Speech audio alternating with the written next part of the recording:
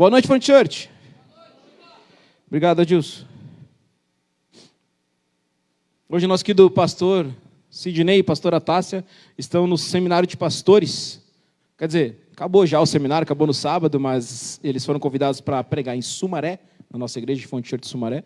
Vocês vão ficar muito bolados se eu fizer isso aqui. O Luigi fez uma cara. Ele não gostou do que eu fiz. Desculpa, Luigi.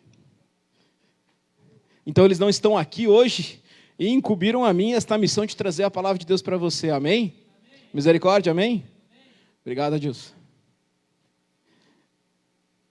E eu quero dizer para você que foi uma semana muito legal semana passada, porque eu bati um recorde, eu acho, que eu nunca tinha feito. Eu percorri 1.000 quilômetros, 2 vigílias e um culto. Em um final de semana. Parece que eu senti alguma coisa nesse final de semana. Eu estive semana passada em Cristal, como eu citei aqui, e quem conhece o pastor Lucão aqui, eu quero te definir o Lucão em algumas coisas, tá? Lucão, se você está ouvindo isso, bem feito. Eu conheço o Lucão desde os meus 8 anos, galera. E o Lucão, ele ama tentar organizar uma desorganização. Ele gosta de começar uma coisa e dizer que... Eu não sei explicar, é só essa explicação que eu tenho para dar para você. Ele adora dizer, gente, a partir das 8 vai ter uma coisa, venham aí. É isso que ele gosta de fazer. E aí ele convidou a gente para ministrar lá. Convidou eu, a pastora Simone e o Davi. E beleza, bora, vamos lá. Começa às 8. O que vai ter, Lucão? Não, vai ser um momento só de louvor. Eu fui na igreja e disse, não vai ter nada de mais, é só de louvor, começa às 8. E aí começa nossa banda aqui de Cristal tocar, e depois vocês. Beleza, quantas músicas? Não sei, diz ele. Terrível para quem é ministro de louvor, sabe que quantas músicas. Pensem que não tinha mídia aquela hora. Mas ele me mandou a playlist deles, tinha 24 músicas, só da banda deles. Vamos fazer um cálculo rápido, supondo que cada música tenha 5 minutos. Eu não vou fazer esse cálculo. Ficou difícil, né? Mas é bastante. Se não tivesse nada no meio, é provavelmente umas 2h30. Alguém vai fazendo cálculo aí para mim. Vai lá, Marcelo. Eu vi que tu tá sem fazer nada aí. Cálculo para mim. Gente, eu fiquei assim, eu disse, Lucão, nós não vamos tocar, Lucão. Não, vai ter um intervalo, vocês vão comer alguma coisa e depois vocês tocam. Eu falei, Lucão, tu acha que depois de 24 músicas a galera vai comer e vai voltar ainda para nós tocar, Lucão? Não vai rolar. Ele, não, deixa acontecer, não te estressa, Gilpa. Quem me conhece sabe que eu gosto de, pelo menos saber mais ou menos o que vai acontecer. O Lucão, a gente não sabe nem o menos o que vai acontecer. E começou. E a minha carne, ela já é chata, porque eu já começo a pensar como aquele músico chato. Cara, depois... Obrigado, Adilson. O Adilson estava lá também, Adilson, a Carol, família. E aí eu começo a pensar assim, cara, vai chegar na 5ª música, a galera não vai aguentar mais. Eles vão ficar enjoados, eles vão ficar... Porque assim, por mais que a gente tente ser um máximo espiritual aqui, existe um pensamento, existe uma linha de raciocínio, pelo menos do meu jeito de ministrar. Eu gosto de pegar um tema, por exemplo, ministrar louvor, tá, gente? Eu posso, por exemplo, eu vou falar sobre cura. Eu entendo de Deus que, no meio do louvor, Deus quer falar sobre cura. E eu começo a pensar numa música em específico, que quando entrar essa música aqui, eu vou ministrar sobre cura. E as outras eu coloco um desenho que vai chegar mais ou menos perto disso. Chato, né? Sou bem metódico nisso. Eu pensei, 24 músicas, nenhuma falando uma com a outra. Uma hora a gente chama Jesus de volta, uma hora a gente diz que ele cura, outra hora a gente diz que ele é legal. E eu pensei, mas não tem sequência nenhuma. Lucão, vai ser um desastre, mas vamos lá. Cara, fazia tanto tempo que eu não sentia um louvor daquele, cara. A gente entrou naquele lugar, nem tinha começado. Pelo menos eu me senti assim. Eu disse a Carol, pelo menos me disseram que se sentiram também. Eu já me senti como se Deus viesse e me desse um abraço, assim. Lá em casa, a Cat disse que o meu abraço o Noah gosta mais. Eu falei, também é um puff gigante, te abraçando. A minha esposa, eu não sei, não lembro quantos quilos ela estava antes de engravidar. Aí ela engravidou 12, 13 quilos e agora ela emagreceu uns 20. O Noah sugou todo o peso dela para ele. Ele também é gordinho. E eu senti que Deus fosse um puff enorme, assim, me abraçando, assim. Estava muito bom lá. Tipo, o som estava horrível, estava muito ruim. Mas, sabe, horrível tecnicamente falando, né? Botar nas caixas no meio de uma casa lá, uma bateria no meio de uma casa que é de 30 metros quadrados.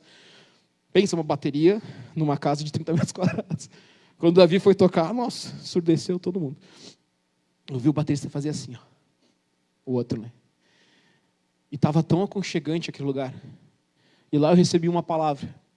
Eu pensei, eu vou ministrar ela aqui. Aí Deus disse um pouquinho, mas depois eu quero que você pregue de novo. Porque o que eu queria falar para você é que eu e você somos chamados de várias coisas. A igreja do Senhor, na Bíblia, é chamado de várias coisas. Somos co-herdeiros com Cristo, amém? Somos embaixadores de Cristo, amém? Somos filhos de Cristo, amém? E isso tudo já está consumado, amém? Mas tem uma coisa que eu e você estamos no caminho. Nós não somos casados com Ele ainda, você sabia disso? Tudo que você já experimentou de Cristo hoje, se você analisar a sua vida com Jesus como se você fosse a noiva, eu fiz um combinado, que quando eu falasse noiva, eles iam botar um nome. Não deu certo. Noiva é um caminho para algo. Você concorda comigo? A maior experiência que você teve, mais intensa que você já teve com o Espírito Santo, ainda não é o casamento com Ele. Quem aqui é solteiro? Vocês não vão entender o que eu estou falando. Ou talvez não deveriam. Mas se você é casado, você vai entender o que eu estou falando. Você é chamada de noiva. E se você não sabe, se você colocar, pega na sua Bíblia ali do celular, coloca lá em pesquisa, não precisa fazer isso agora, tá? É uma dica.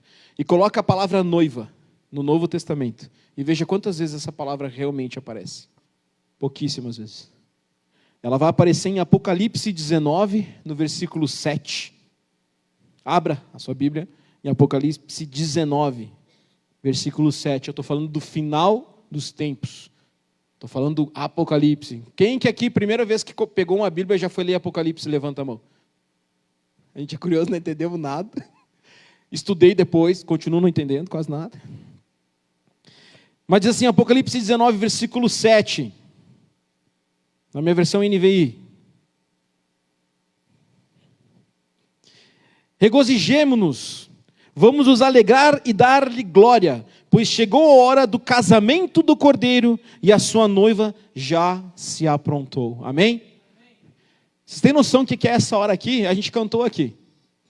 Uma vez o Doide perguntou para mim, cara, por que eu noto que tu te emociona toda vez que tu canta essa música? Cara, porque eu começo a imaginar. Primeiro, meus parabéns para o cara que escreveu essa música. O pensamento que ele teve de ver e retratar naquela parte final da música que diz tem fogo nos olhos. Eu consigo imaginar um personagem, uma pessoa, olhando, Jesus voltando, vindo te buscar. Ele tem fogo, que é isso que diz a Bíblia, nos olhos. Cara, eu não imaginava que era lindo assim. Eu fico imaginando aquela hora. E por que eu quero falar do noivo? Porque eu quero te dizer uma coisa. Eu estava ouvindo uma pregação do pastor Luciano Subirá. E ele falou uma coisa que eu fiquei muito chateado. Não com ele, mas com o que ele disse. Se você não sabe, a maior igreja do mundo, talvez já mudou essa estatística, porque eu estava lendo esses dias que parece que estava mudando, mas que tinham milhões de pessoas na igreja, ela se concentra na Coreia do Sul. O pastor chamado pastor Poyu Cho. E esse cara, o Luciano Subirá e uma galera lá de Curitiba, trouxe esse cara para Curitiba para pregar. Gente, se esse cara vem para Caxias, será que quase todos os evangélicos não vão querer ir ver? Ele é referência, é a maior igreja do mundo. Detalhe, num país praticamente não tão perseguido quanto outros, porém de uma forma bem restrita. 2 milhões e poucas de pessoas deve ter na igreja dele. E esse cara veio. E eles estavam lá andando, e quando o pessoal de Curitiba soube que ele estava, no ginásio não tinha mais lugar. Tiveram que correr, instalar telões fora, e filas e filas e filas. Esse cara vinha num carro, provavelmente, com o Luciano Subirá e o intérprete, e esse cara começava a chorar. De tanta gente que ele via na rua, assim, esperando. E, obviamente, que, como diz o pastor Luciano Subirá, sabemos que esse cara não estava se engrandecendo. Toda a galera está vindo me ver. Acho que não é um problema para ele, muita gente vê ele. Foi isso que o Luciano Subirá pensou. E uma hora ele disse que ele foi ousado e perguntou, cara, deixa eu te perguntar, pastor, eu notei que o senhor está muito emocionado, mas assim, na minha lógica, o senhor tem a maior igreja do mundo. Não tem o número de pessoas aqui para te ver hoje, o que tem na tua igreja lá. Não tem. Gente, 2 milhões de pessoas no mesmo lugar. É muita gente. A gente não tem noção. Não tem noção. Pensa, um estádio, um dos maiores estádios do mundo, o Maracanã, logo que ele começou, 200 mil pessoas e ficava lotado. E nós estamos falando de 10% do que tem na igreja do cara. É muita gente. E ele olhava, e ele disse assim, sabe por que eu choro?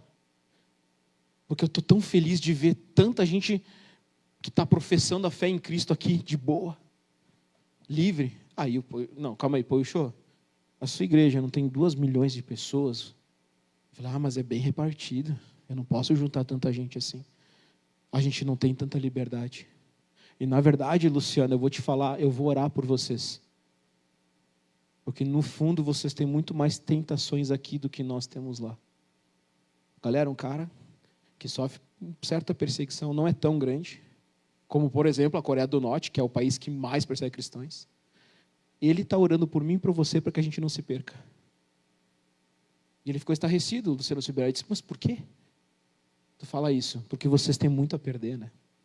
A gente lá não quase nada. A gente só tem Cristo. A gente se entrega. Vocês aqui têm tanta coisa para distrair vocês. Tanta coisa legal. Eu não vim aqui para dizer para você, o som da igreja não está legal, eu vou embora. Eu não estou vindo aqui para dizer para você, se contente com o que você tem. Eu estou vindo aqui para dizer para você que você é a noiva de Cristo. E quando a palavra de Deus ela nos compara o noivado como o teu relacionamento com Cristo, ele está falando daquela época. Você concorda comigo? Como que era o noivado daquela época? Primeiro, não existia namoro naquela época. Não existia o que existe hoje para nós. Vamos aqui dar uns beijos, ver se a gente se conhece, ver se vai dar alguma coisa. Aí a gente noiva, e talvez a gente casa. Inclusive, muita gente diz, o namoro da nossa época é como o noivado daquela época. Também não era. O noivado daquela época era o seguinte, era praticamente o casamento no cartório. Você sabia disso? O pai chegava para o noivo e negociava a sua filha. Os termos, os presentes, o que ficava, o que não ficava, e acabou. Fechou o noivado, fechou, irmão. É nóis. Acabou.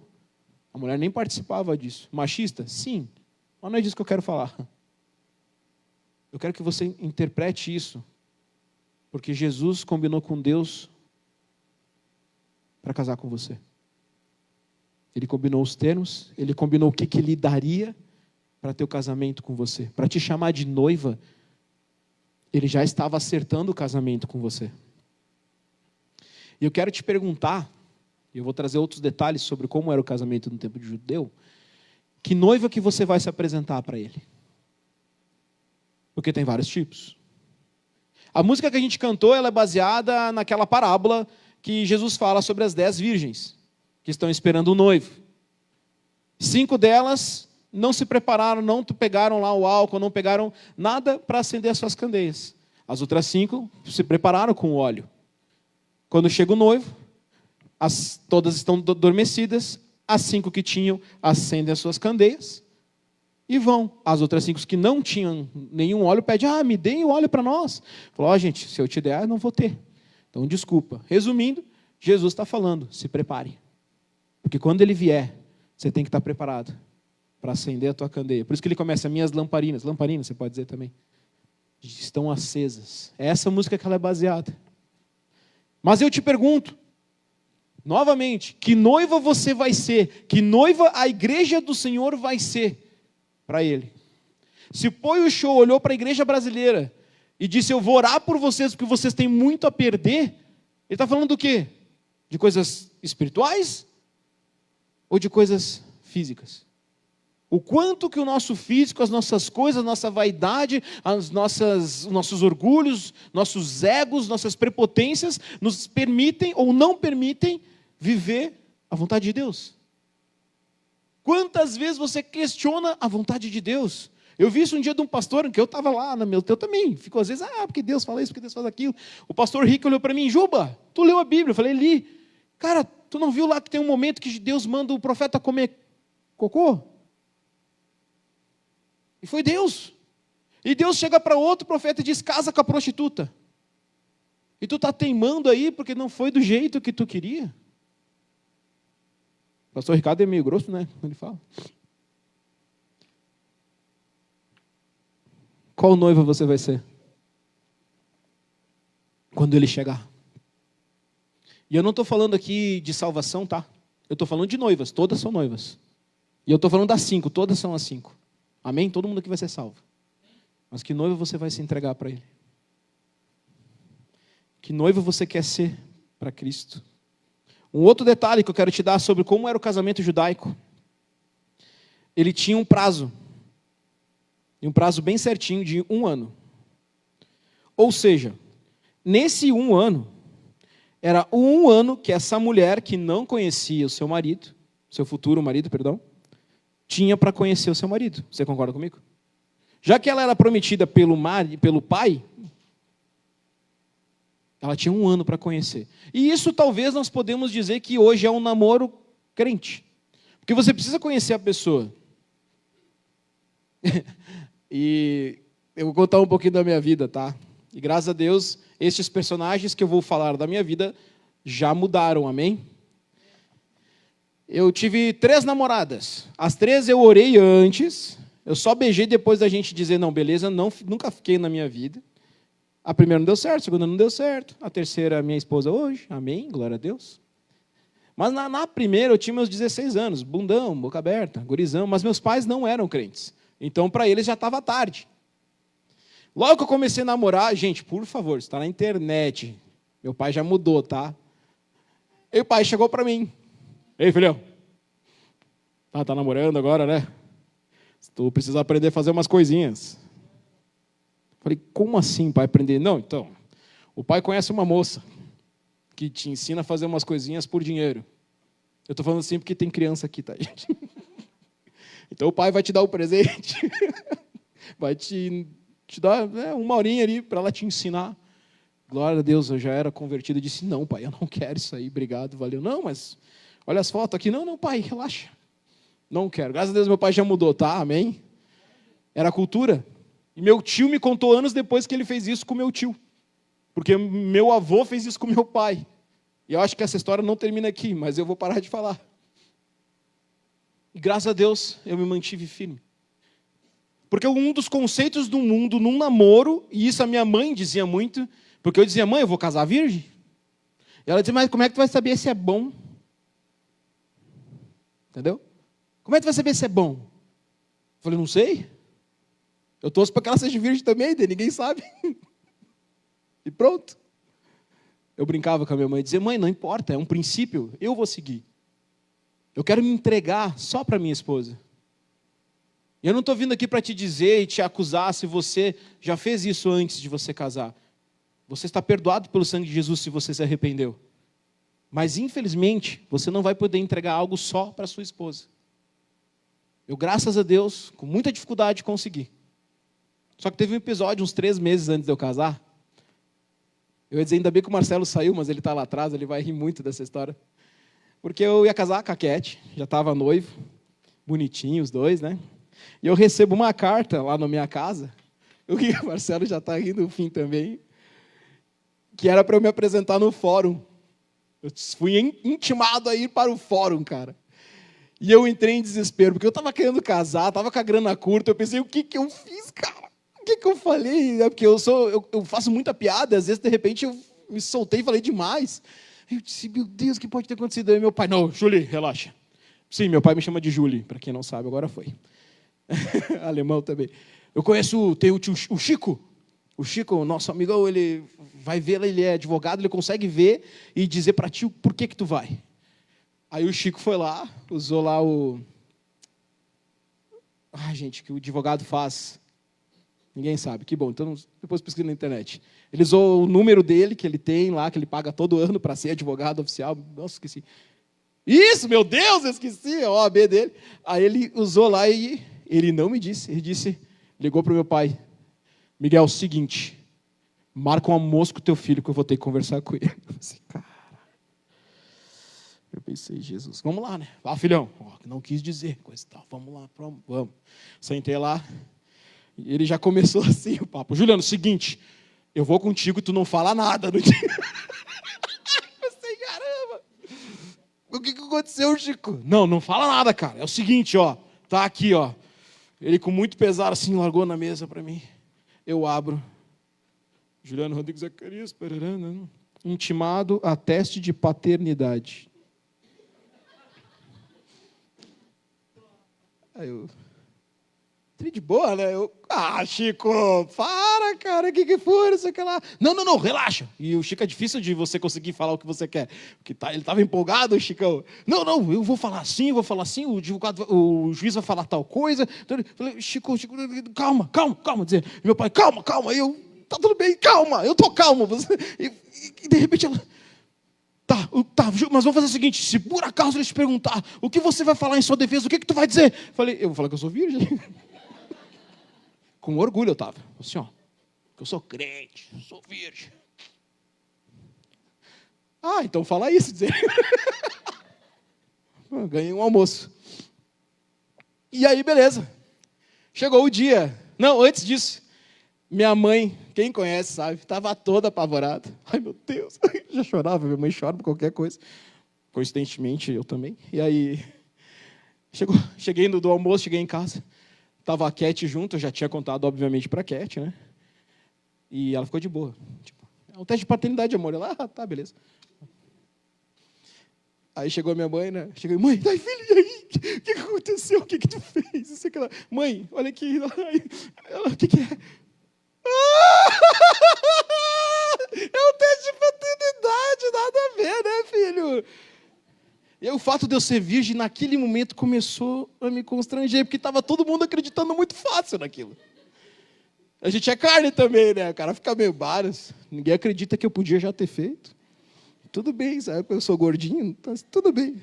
Não, eu sou crente. Tô sussa. Ai, minha mãe é incrível. Ai, filho, mas será que a gente não tem como provar? Eu falei, mãe, tu é enfermeira, tu sabe que não tem como. Tá bom. Vou eu pro fórum. Vai o advogado junto, ó, ternão, e eu de boa, né? Aí chega lá, sou aqui representando, começa aquelas coisas. Isso que está acontecendo é um ultraje. O meu cliente tem uma vida eclesiástica de igreja, tá? Eu pensei assim. E ele é pastor? Eu falei, não sou, cala a boca. Eu não era ainda. Foi 2013, eu fui consagrado em 2015. O advogado profetizou. E não sei o que lá. A escrivã, né? Tá de óculos lá. Anotando tudo que a gente falava, né? E o juiz lá, tipo, nem ouvindo, né? Aí, de repente, tá, obrigado, senhor, já ouvi o senhor advogado, agora eu queria ouvir, é réu, nem sei o que é. Eu queria ouvir o que você tem a dizer. Tudo bem? Só fala seu nome, Juliano Rodrigues Zacarias, tá? O que você tem diante de sua defesa? Já escreveu aqui, né? Eu falei, eu sou virgem. Ela parou. Que bonitinho! Ali eu estava triste, eu admito, eu pedi perdão. Eu disse, cara, até ela não acredita que eu sou virgem, cara, eu sou virgem. Quer dizer, ela acreditou fácil, né? Aí eu expliquei. Obviamente era uma coisa que se chama homônimo, existe uma pessoa exatamente com o mesmo nome que eu, que o sistema pegou e nem a mulher estava pedindo o teste e estava no dia, porque é lá de Brasília, sei lá o que deu.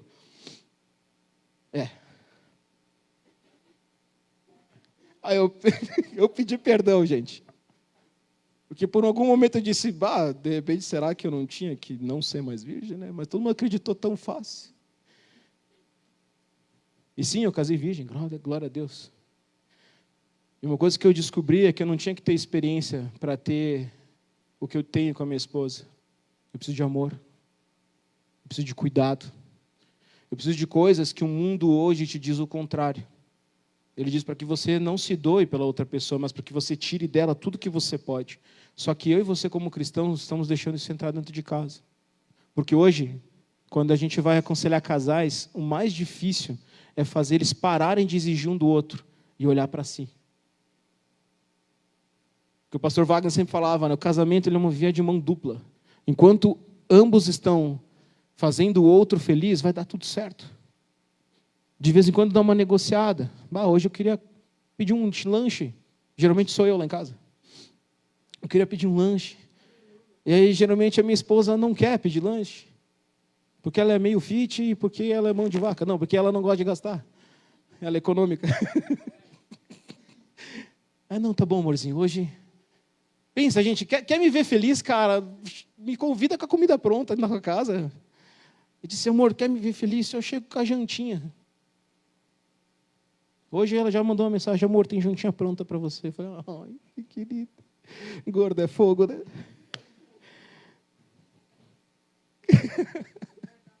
É verdade. Que noiva você vai ser para Cristo? Porque eu não quero nem falar dos pecados básicos, né, gente? Mentir, matar, roubar. Coisas básicas que você sabe que você não deve fazer como cristão. Mas tem pecados que geralmente eu e você não vemos, porque é coberto pelo nosso ego. E a gente esquece coisas simples que Cristo nos ensinou de convivência. Quando os discípulos estão brigando atrás de Jesus, disputando para ver quem era o mais querido por ele, ou quem era o melhor deles, Jesus não diz para eles que é errado eles quererem ser o melhor. Ele diz assim, vocês querem saber quem é o melhor? Queremos. Quem quer ser o primeiro? Seja o último. Sabe o que eu vejo dentro das igrejas hoje? Uma pessoa não aguentar uma leve dica de um pastor para a vida dela. Falei dica para não dizer repreensão, para não dizer outra coisa que parece mais forte. Eu vejo pessoas se ofendendo com pregações da palavra. Eu vejo pessoas tentando deturpar o que a palavra de Deus diz. Simples. E fazer o que bem entende. Baseado em outros versículos, você não tem conversa com essas pessoas. Você não consegue dialogar com essas pessoas. Eu não estou falando de gente do pecador, do mundo. Eu estou falando de gente pecador dentro da igreja que escuta a palavra de Deus todos os dias, que diz que ora todos os dias, que diz que jejua toda semana. Juba, é possível? Infelizmente, é. Sabe por quê? Fariseu jejuava, já falei isso aqui. Sim. Fariseu orava? Sim. Fariseu cumpria a palavra? Sim. Eles cumpriam tanto a palavra. O Fim pregou sobre dízimo aqui. Quem não sabe, dízimo é 10%. Os caras davam 10% até das plantas que eles plantavam. Agora a gente tem uma hortinha lá em casa. A minha coloninha está trifeliz. É a minha esposa, tá? Para quem não sabe. Ela plantou lá o primeiro espinafre dela. Os caras colhiam, não sei como calculavam 100% do espinafre e tiravam 10%. Eles cumpriam a palavra melhor que eu e você. E Jesus olha para eles e diz, sabe o que falta para vocês? Vocês fazem tudo isso, show, mas falta amor. Vocês perderam o amor.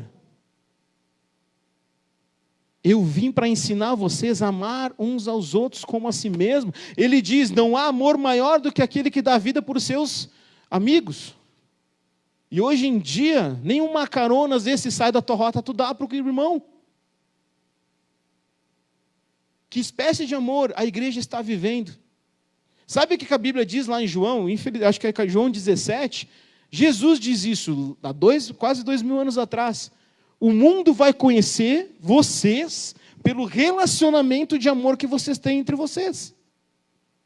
E isso é verdade em qualquer sentido, tanto para o bom quanto para o ruim. O que eu mais tenho que hoje conversar com alguém que não é crente, não é falar de Jesus, mas é pedir perdão pelo que nós crentes fizemos para eles. Eu não estou me tirando o meu da reta, tá, gente? E qualquer um aqui que tem uma experiência de evangelismo, eu sei que você perde muito mais tempo tentando mostrar para a pessoa que a igreja não é tão ruim assim quanto ela pensa, do que quanto Jesus é bom. E fomos nós que construímos isso. Foi a igreja de Cristo que construiu isso. Foram pastores que construíram isso. Pastor Tércio esteve aqui ministrando para os líderes. Boa parte da igreja não estava, porque era só para os líderes. Mas ele falou, um dos grandes problemas hoje do Brasil é a falta de referência, é a falta de liderança. Em todos os sentidos, seja política, seja atores, atrizes, seja músicos gospel. Com pessoas que a gente olha e de repente de um dia para o outro estão postando coisas que você diz, meu Deus, e ainda está uma discussão. Só que eu quero te dizer, essas pessoas que você critica, Se dizem evangélicos que fazem coisas erradas, você só aponta o dedo, quantas vezes você orou por ela? Porque cristão ora. Porque cristão ama. Quando uma cantora, e se você sabe, não quero citar aqui, mas se você sabe quem é, um dia está cantando música gospel, outro dia está mostrando o dedo do meio nas suas redes sociais, você só critica, vai lá, comenta, ei, que absurdo, você não é gospel, não sei o que lá. E quantas vezes você olhou para aquilo e chorou e disse, perdemos. Não, tem que recuperar essa menina. Eu aprendi com meu líder, meu ex-líder de jovens. No meu tempo no louvor, tinha uma coisa que chamava disciplina. O pessoal não estava andando na linha, não estava legal, você deixava ela no banco na disciplina. Era isso que acontecia. Mas ele sempre me dizia, nós nunca vamos deixar alguém sentado no banco da disciplina sem pensar em recuperar ele para trazer ele de volta. Porque não faz sentido eu só punir. Porque Deus pune a gente, irmãos. Pune a gente. Deus não pune a gente. Deus não permite coisas ruins acontecerem com a gente. Talvez não é Ele que faz. Ou às vezes Ele que permite coisas difíceis acontecer com você. Mas Ele sempre tem amor. E uma das outras coisas que eu mais tenho que falar para as pessoas, e é uma coisa que eu demorei muito tempo para entender, eu tenho que explicar a Deus. Mas eu estou fazendo tudo certo, mas está dando tudo certo. Gente, quem que criou essa imagem para as pessoas? De que se você fizer tudo certo, se tiver tudo certinho, tudo vai ser bem legal na sua vida. Nós. E não é isso que a palavra de Deus diz. A palavra de Deus diz, eu vim trazer a espada, eu não vim trazer a paz. Eu vim dividir pai e filho. Aí você vai ler os bem-aventuranças, os que choram, os pobres de espírito, os que são caluniados e são maltratados por causa do meu nome. O meu lugar não é aqui. Você tem se conservado virgem por teu Senhor? Você tem amado Ele? Na intensidade com Ele? É Ele. Eu quero te dizer uma coisa que talvez vai ser difícil para você digerir, mas se algum cristão, todas as que eu falei, fez tudo isso, ensinou toda a igreja a isso, ainda assim, não são totalmente culpados. Você tem acesso à palavra de Deus, você pode lê-la, e você pode saber que mesmo que um irmão te machuque, mesmo que uma pessoa te leve para algum lugar que você não gostaria, Ele continua sendo Deus, e Ele não tem o porquê você deixar de buscar Ele, em nenhum momento, em nenhuma coisa que pode acontecer na sua vida. Você sabia disso? Você tem toda a escolha de negá-lo se você quiser. Amém. Só que isso é um passo de maturidade que a igreja tem que dar. E que a igreja não quer dar. Porque é muito mais fácil a gente culpar os outros pelos nossos problemas, culpar os outros por Deus ser assim, por Deus ser assado, do que buscar o próprio Deus. Eu falei aqui na ministração, uma das grandes coisas que Cristo conquistou para mim e para você foi o quê? Foi poder ter acesso livre 100% com Ele. O tempo todo. Amém? Não jogue fora esse noivado. Você tem 1 ano para conhecer. Você tem 1 ano para se deixar conhecer. Estou fazendo uma referência, tá? Não estou dizendo que Jesus volta em 1 ano. Mas eu quero dizer para você que para a gente dar passos maiores, para que mais pessoas venham a lotar essas cadeiras aqui, a igreja do Senhor, a igreja Fonte Church Caxias do Sul, ela precisa dar um passo de maturidade. Deus não vai permitir esse lugar se encher se eu e você, como líderes, não conseguimos fazer o básico, que é perdoar, que é não deixar levar ofensas. O cristão, ele tem que ser um ser que não se ofende. E eu vou te provar. A Bíblia diz, se alguém te ofendeu, tu dá outra face. A Bíblia diz, se alguém te exortou, algo que você está errado, te arrependa. Então, a Bíblia não te dá margem para ficar ofendido com nada e nem ninguém. Como diz o pastor falou, eu não li esse livro, ele até está jogando nas redes sociais, nos WhatsApps, quem está nos grupos, do John Bevere, que John Bevere chega a ponto de quase declarar que se ofender é pecado. A Bíblia não diz isso exatamente, e nem ele, mas pelo jeito que você lê, parece que é quase pecado. Por isso eu vim aqui, nessa noite, te perguntar, gurizada, põe um sonzinho aí, não vou pedir louvor não, mesmo porque se eu for para ali eu me confundo um pouco com as palavras, quando eu toco é difícil para mim, mas põe um sonzinho para nós de fundo. Eu quero que você faça uma reflexão nessa noite, que noiva você tem sido para Ele? Quem você tem sido para Cristo? Os pecados que você comete, que todos nós cometemos, Jesus vai te perdoar, se você pedir perdão. Não é de pecado que eu quero que você pense só em pecado aqui, mas na tua intensidade de busca, no teu amor pelo teu noivo. Não importa a tua idade de crente, não importa a tua idade fisiológica. Como é que você está como cristão? Em que nível você está como cristão? E eu não vim aqui falar de horas de oração, não vim aqui falar de quantidade de livros e Bíblia lida. Eu vim aqui dizer para você de atitudes que mostram que você é um cristão.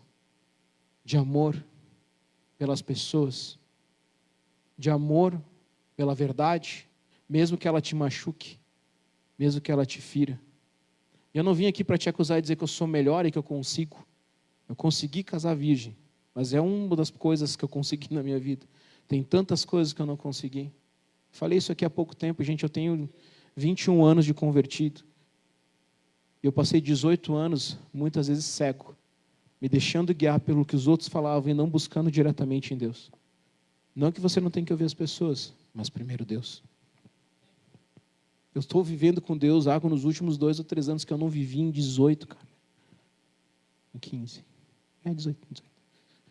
Que eu não vivi em 18. Porque infelizmente é possível você viver tudo isso aqui e não viver com Ele. O Doji me perguntou, Juba, tu já dançou com o Espírito Santo no teu quarto? Eu falei, eu já. Deve ter sido horroroso. Mas Ele deve ter amado. Feche os teus olhos. Há quanto tempo você não se entrega com intensidade para o Espírito Santo? Há quanto tempo você deixa ofensas, você deixa pecados, você deixa coisas tumultuarem o teu relacionamento com Ele? Não importa o que você é, não importa o que você faz, não importa nada que você tenha sofrido por outros, sofrido pela igreja, sofrido por líderes, que são desculpas para te afastar de Deus. Nada disso é desculpa. Nada disso é desculpa. Efésios 5 compara marido e mulher como Cristo é a igreja. E diz assim: maridos, amem suas mulheres assim como Cristo amou a igreja e entregou-se a si mesmo por ela, para santificá-la, tendo-a purificado para lavar da água mediante a palavra. E apresentá-la a si mesmo como igreja gloriosa, sem mancha nem ruga ou coisa semelhante, mas santa e inculpável. É essa a noiva que Cristo vem buscar. A noiva santa e inculpável, sem mácula, sem ferida, sem dores. Em nome do Senhor Jesus, eu venho aqui nessa noite, Espírito Santo, pedir para que tu escute os corações dos teus servos que estão aqui. Para que tu escute, Senhor Deus, a oração deles, Pai. Para que tu veja, Deus, e que tu saibas, Deus, em nome do Senhor Jesus, que há corações abertos para, Senhor Deus, amadurecer muitas coisas que têm passado.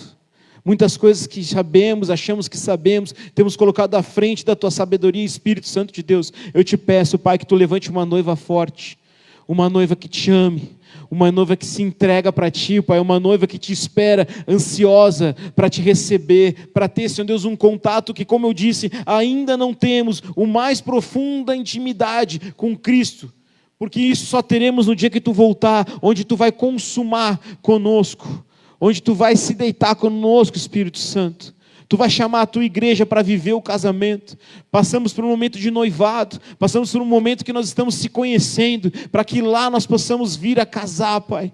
Para vir, Senhor Deus, a nos conhecermos melhor, realmente a experimentar o mais profundo da intimidade contigo, Espírito Santo. Por isso eu te peço, Deus, que em nome do Senhor Jesus, aqui hajam pessoas, Pai, que sim, Deus, queiram ser as tuas noivas, queiram fazer parte dessa igreja, Deus, queiram se arrepender dos seus pecados, não porque alguém diz que é errado, não porque as palavras na Bíblia simplesmente diz que é errado, mas porque isso não te agrada, Deus.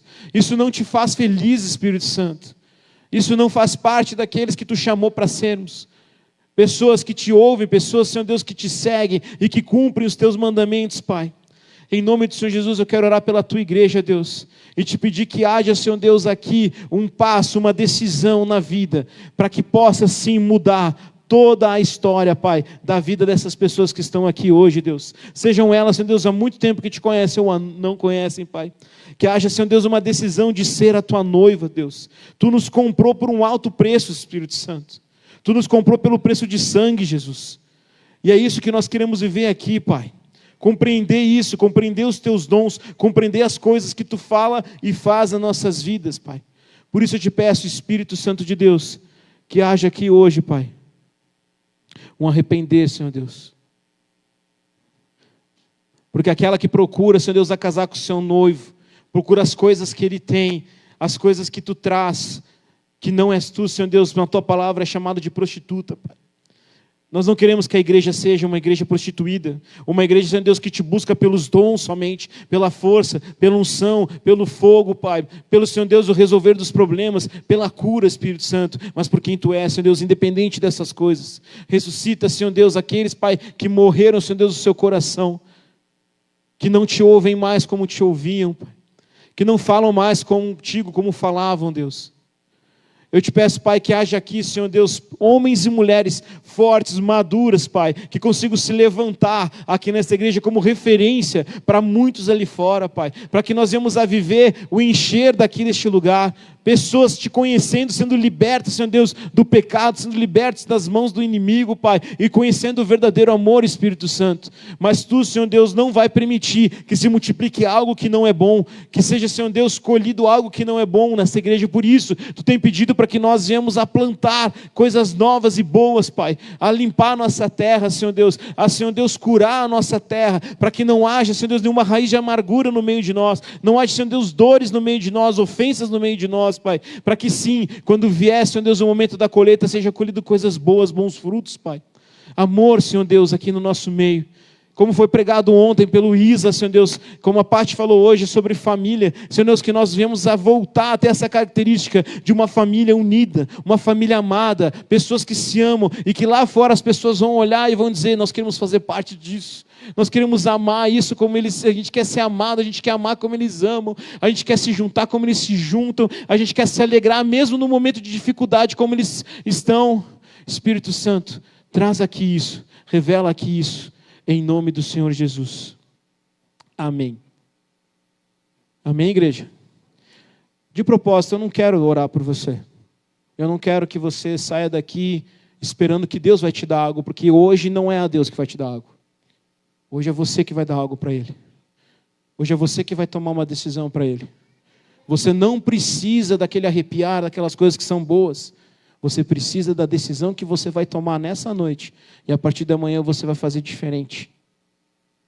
E se você não sabe como fazer diferente, cara, você tem muitas pessoas aqui que podem te ajudar. Para quem não sabe, e eu queria fazer isso aqui antes da gente encerrar, no todo segundo domingo do mês de junho, tipo o Dia das Mães, Dia dos Pais, é o dia do pastor. Se você não sabe, hoje é dia do seu pastor. E apesar de eu ser pastor, nosso pastor é o Cid Atassi. Amém? Eles não estão aqui. Ele vai ver depois, tá? Porque ele sempre vê. Tem que supervisionar, né? Ele vai ver minhas histórias. Ô, Ju. Vamos fazer o seguinte. Pega o número dele hoje, todo mundo.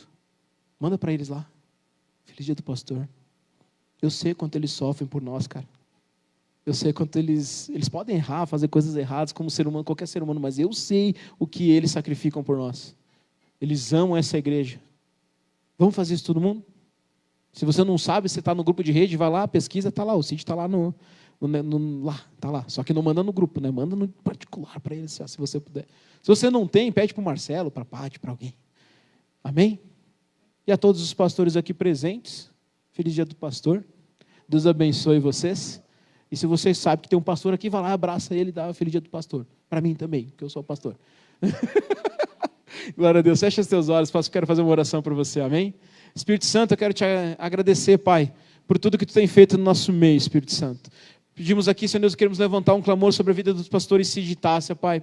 Que eles têm, Senhor Deus, do jeito deles, Pai querido, tentado cada vez mais, Senhor Deus, se aproximar de cada um de nós, Espírito Santo. Eu sei, Senhor Deus, estou próximo, sei quanto eles sacrificam. Estão longe das suas cidades, estão longe de um clima que eles estavam acostumados, Pai. Eu sei quanto foi, Senhor Deus, o processo para eles estarem aqui, amando essa igreja, cuidando dessa igreja, se declarando para esta igreja, Pai. Eu te peço que em nome do Senhor Jesus, Tu abençoe, Senhor Deus, o pastor Cid e a pastora Tássia e o Josias, Pai, que Tu abençoe essa família, Deus, que tem, Senhor Deus, sido aqueles que têm ouvido a Tua voz para nos guiar segundo a Tua vontade, Pai. E eu te peço, Pai, que Tu venha cada vez mais atentar os ouvidos deles para Ti e para as Tuas coisas. Coloca líderes, Senhor Deus, perto deles, que vão, Senhor Deus, levantá-los, Senhor Deus, que vão ajudá-los, Pai, que não vão só vê-los como líderes, mas vão ver eles, Senhor Deus, como pessoas que também precisam da nossa ajuda, precisam, Senhor Deus, da nossa força. Levanta os Teus valentes sobre a vida, Senhor Deus, dos nossos pastores, Pai. Eu também oro pelo Teu povo, Deus, abençoa, Senhor Deus, a semana deles, que eles tomem as decisões corretas segundo a Tua palavra, que eles tomem, Senhor Deus, posturas diferentes de coisas que Tu não tem te agradado na vida de cada um aqui. Também, Senhor Deus, sobre a minha vida, Pai. Nós, Senhor Deus, honramos o Teu santo nome e te agradecemos em nome de Jesus. Amém.